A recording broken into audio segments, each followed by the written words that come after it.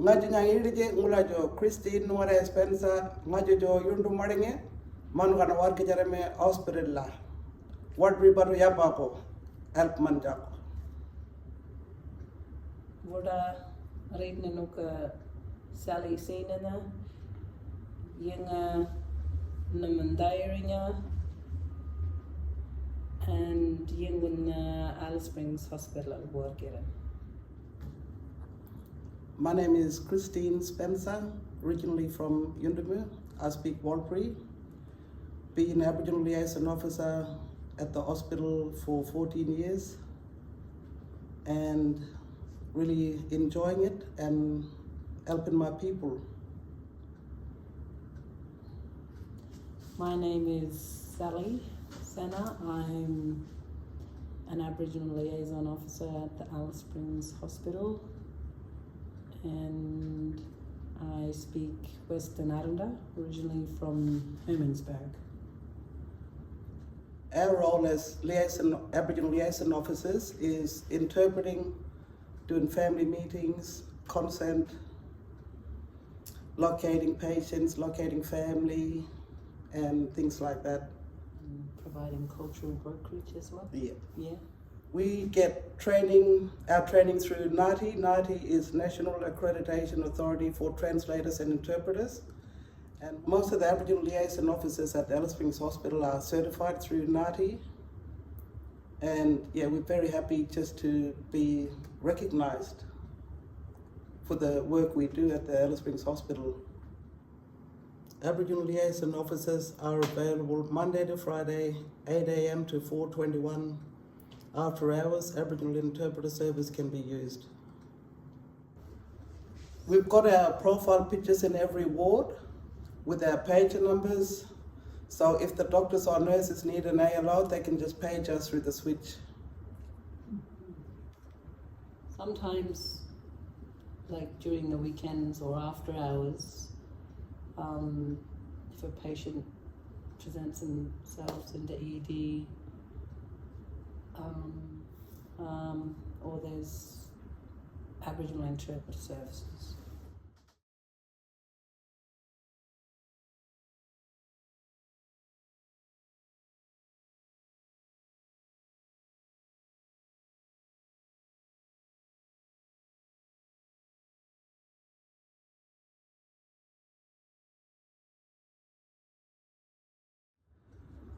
Just because we're Aboriginal Liaison Officers, we don't speak all languages.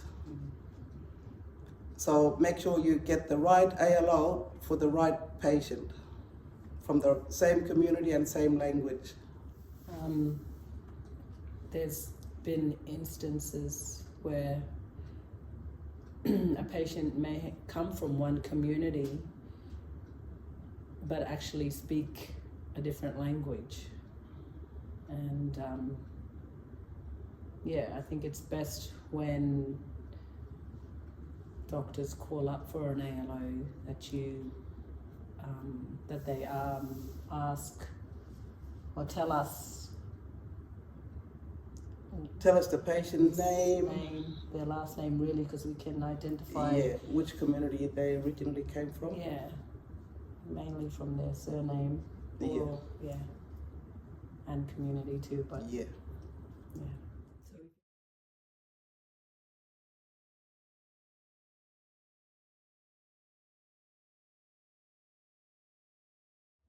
At the moment, the languages covered at the Alice Springs Hospital are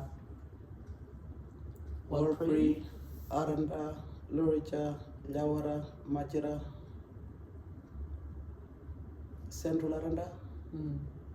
Yeah.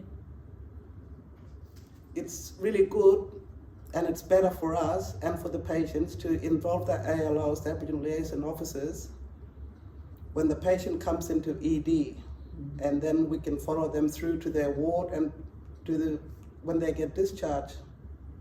Safe patient journey. Just follow through their care coordination from the beginning, from when they present into ED. Like involve us when the patient first comes to ED. We can follow them through to their ward. They know which ALO is like supporting them, and they know they feel safe with the ALO being there. It's best for the nurses and the doctors to involve the Aboriginal Liaison Officers when the patient first presents to ED. It's better for them. We can get more stories out of them while they're in ED. We can follow them through. Do not wait for things to happen, like involve us before anything happens. So we can be there for the patient.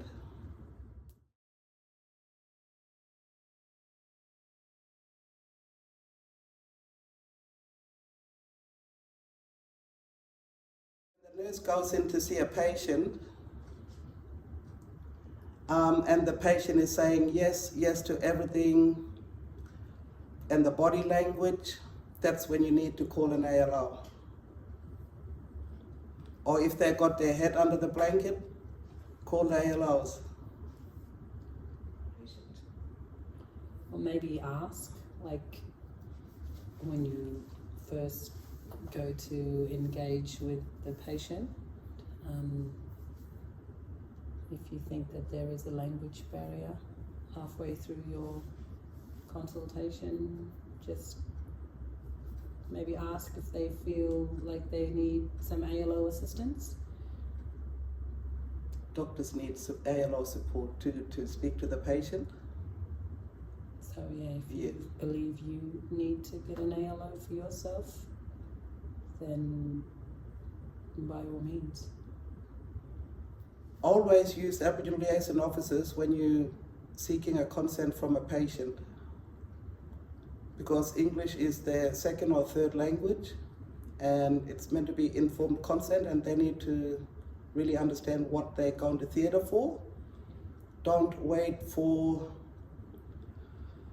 patient to go up and then you call us from the theatre Olding Bay to speak to the patient.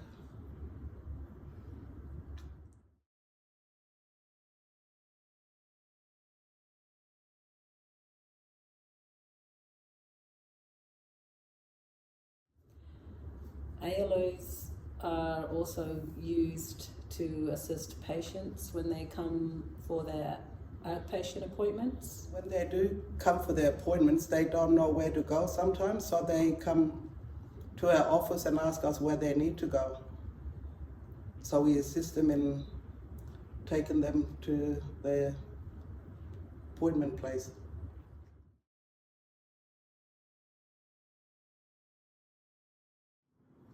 When talking to patients from community, try not to oversimplify the information and use broken English. It may seem, the patient may get offended. And if you're having trouble communicating, to then use an ALO to assist you.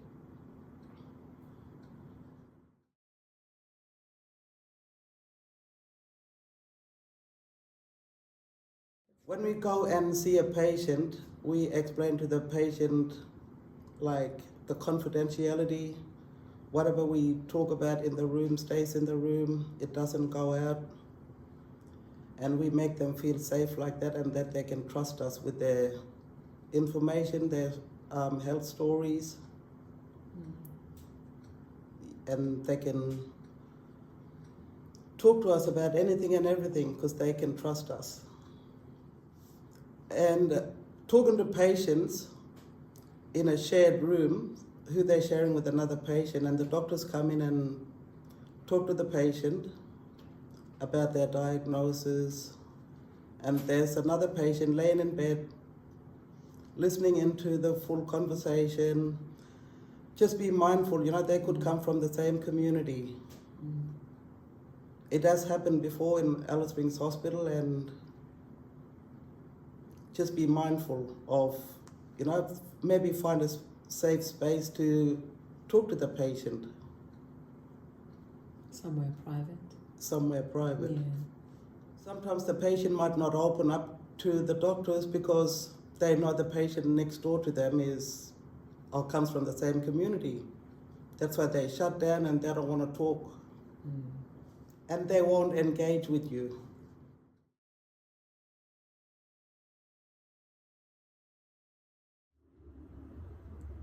Get to know your patient as a person and understand, try and put yourself in their shoes and where they're coming from.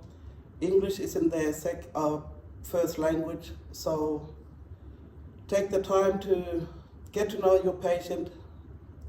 You'll get better outcomes if you listen to the patient and their stories.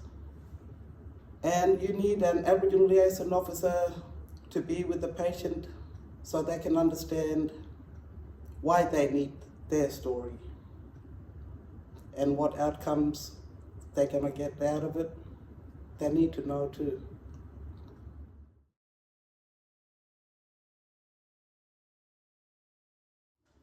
It's always good to explain to a patient why you're waking them up every hour. It's for their observations and explaining it to them why. And then maybe when you give them the medication, explain it to them what the medication is for and what happens when you take the medication. It's better for the patient to hear it in their own language so they can understand it better. And always explaining why they need a particular procedure or operation done. They won't know the reasons why they're in hospital if it's not explained clearly. Why it's really important for the patient to take their medication, because it could have consequences in the future for them, like for transplants and other procedures, big procedures that need to happen to them. People take on leave from the hospital because they don't understand, or they feel like the nurses and the doctors aren't listening to them.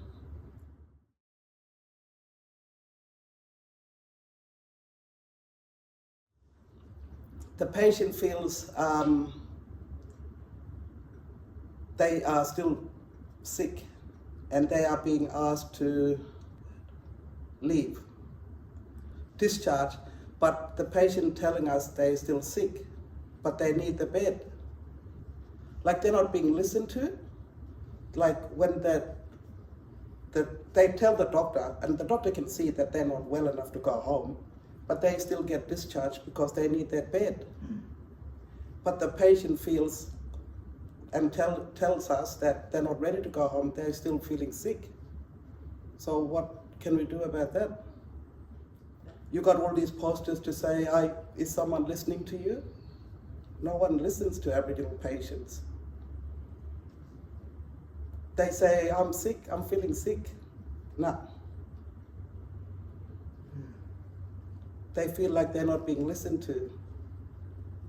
Even though they tell them that they're still sick and they shouldn't be discharged. Really? Better for the nurses or the ALOs, for the nurses and the doctors to use ALOs before the patient gets discharged. Because that's when we can come and see them and they tell us things. Sometimes they're not safe to go back home, but the nurses and doctors don't see it like that. They don't understand where they're going back home to.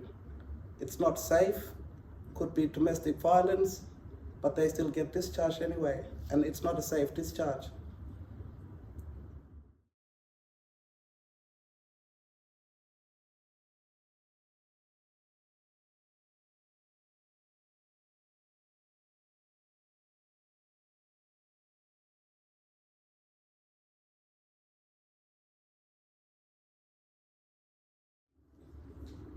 It's really important when an ALO is called up to do a job that the doctors or nurses give them a bit of a briefing as to what's going on with the patient, so that everybody's all on board with what's going to be discussed.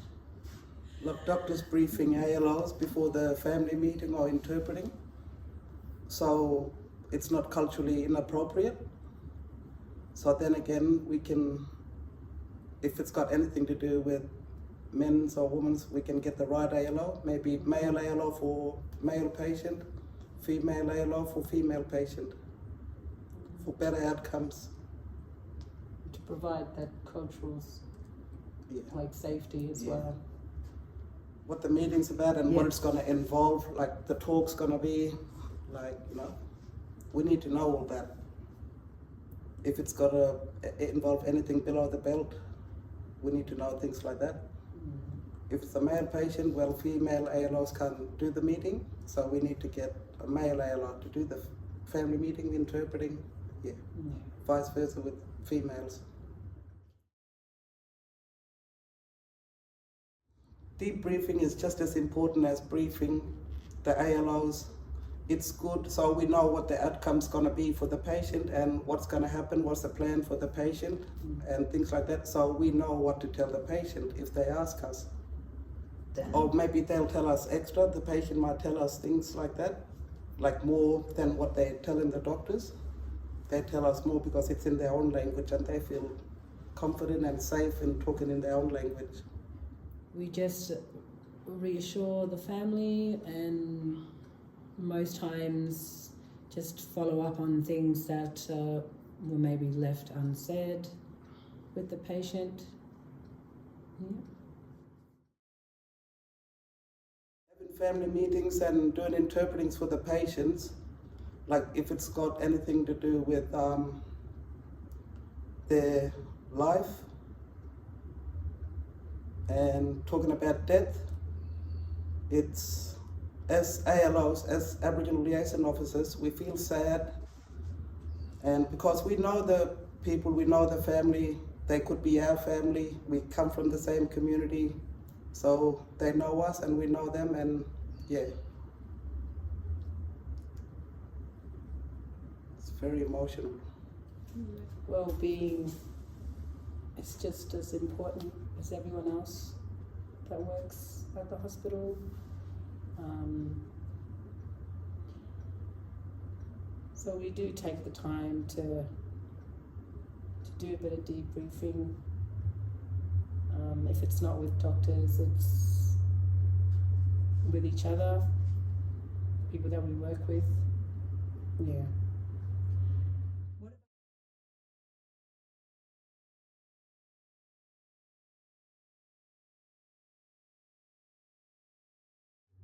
As Aboriginal Liaison Officers, our jobs don't end at 4:21. It's ongoing. We're going to deal with the patients' families and their friends. They can talk to us, they can ask us questions, and yeah, they know that we're there to support them and their family member who's in hospital. After hours, we do, like, our job doesn't stop, and we do talk to families if they ask questions about their family member that's in hospital, but not to an extent where we break that patient confidentiality code.